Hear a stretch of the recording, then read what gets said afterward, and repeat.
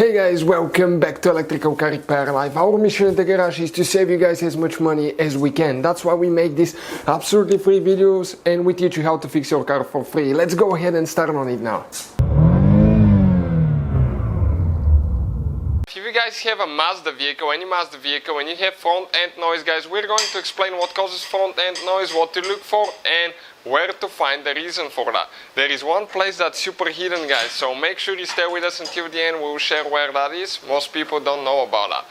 In addition, guys, we'll have more than 200 videos on every car we get at the shop. Why? Because our mission, guys, is to save you as much money as we can. All we need, guys, in return, please subscribe to the channel, like the video, and leave a comment below. Let us know if the content is helpful.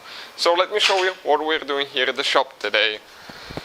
So we have, guys, this engine out of a Mazda, and now we can demonstrate everything about the front end and where you can experience front end noise, rattles, and all that stuff. So we can explain things a little bit better. There is one super hidden place, and we're going to cover that one very soon.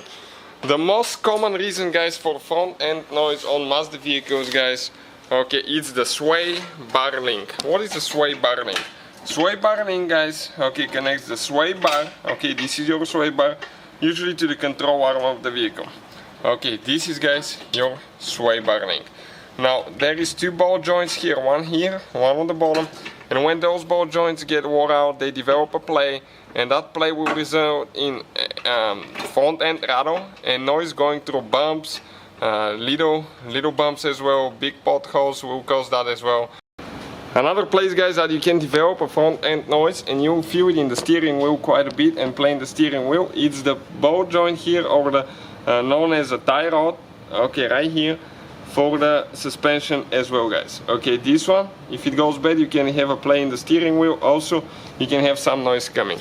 And one of the, probably the second most common one, is a bad ball joint on the bottom of your right here control arm. This is the ball joint, and you have one big bushing here that could go bad. Now, those are the things so far, right? If you're going through big potholes and you hear a clunking sound, it could be a back strut, but not so often. Most likely, sway bar link or ball joints. But there is one hidden place, guys, that most people will not look, and it's really hard to replace those. The sway bar, has two more bushings, and let me show you where those bushings are located.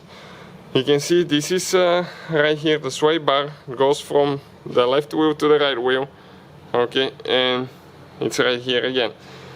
Now, you have two more bushings, guys. One here, one over there.